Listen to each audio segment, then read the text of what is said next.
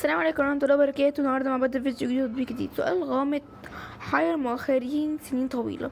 زي بعض الأعظم الإمبراطوريات في التاريخ كانت بتسقط أحيانا بسبب جيش أقوى منها، لكن بسبب شخص واحد عرف الأسرار دي.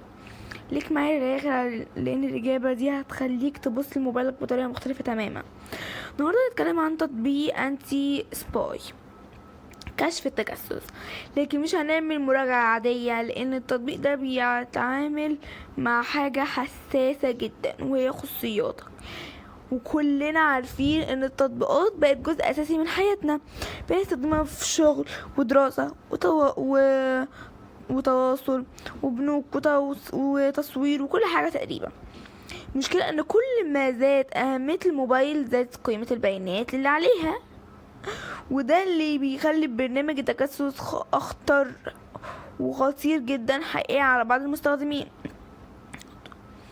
تطبيق انتي سباي معمول عشان يبحث عن تطبيقات تجسس وبرامج مراقبة وادوات تتبع المخفية على جهاز الاندرويد باستخدام قواعد البيانات وتقنيات فحص متخصصة للكشف عن برنامج المراقبة والتجسس المعروف. التطبيق تم تحميله أكتر من 1,000,000 مرة على متجر جوجل بلاي، وحصل على تقييم جيد من عشرات الآلاف من المستخدمين.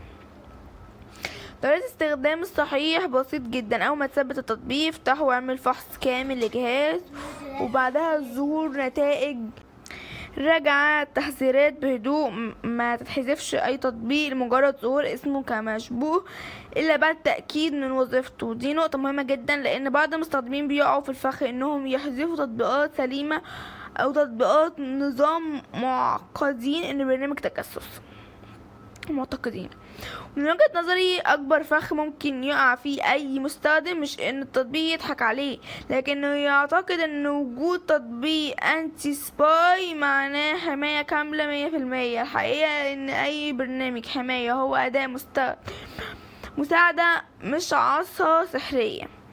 ولو بتنزل تطبيقات مش من مصدر مجهول او بتضغط على روابط مشبوهة باستمرار، مفيش تطبيق يقدر يحميك من كل حاجة.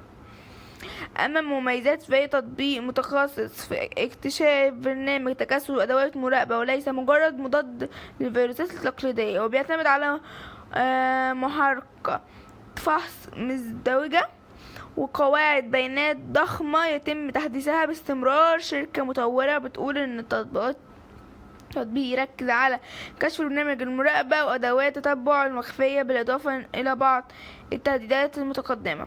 لكن العيوب موجودة برضو. بعض المستخدمين بيشتكوا من ظهور نتائج تحتاج تفسير تقني، وبعض المزايا المتقدمة المرتبطة بالاصدار مدفوعة. كذلك بعض الناس تتوقع من تطبيق الاكتشاف اي مشكلة على الهاتف، بينما وظيفته الاساسية هي مكافحة التجسس وليس اصلاح كل مشاكل الاندرويد. بالنسبة لآراء المستخدمين، اغلب التعليقات الايجابية بتشد بسهولة الاستخدام وسرعة الفحص وشعور الاضافية بالامان. اما التعليقات السلبية فاغلبها بتدور حوالين الرغبة في الميزة اكتر من دخل النسخة المجانية، او اختلاف التوقعات حوالين النتائج التي يظهر للتطبيق. طب المطور بيكسب منين طالما التطبيق مجاني؟ ببساطة من الاشتراكات المدفوعة والإصدارات الاحترافية التي تضيف ميزة إضافية مثل الحماية المتقدمة والفحص والمساعدة وبعض الخصائص الإضافية. يعني النسخة المجانية بتعرفك على خدمة، بينما الميزة الأوسع موجودة في الخطط المدفوعة. دلوقتي نرجع للأسئلة قبل قبل الفيديو. ليه كانت بعض الامبراطوريات بتسقط بسبب شخص واحد عارف الاسرار كلها؟ لان المعلومة احيانا اخطر من قوة نفسها. ونفس الفكرة النهاردة على موبايلك، صورك ورسائلك وحساباتك البنكية ومحادثاتك الشخصية هي اسرارك الحديثة. وعشان كده الاهتمام بالخصوصية والامان الرقمي بقى ضروري مش رفاهية. ولو عجبك الفيديو واستفدت منه اعمل لايك واشترك في القناة وفعل الجرس واكتبلي في التعليقات هل سبق ليك تشك ان في تطبيق كان بيتجسس على موبايلك. ونشوفك في الفيديو الجاي بإذن الله. سلام.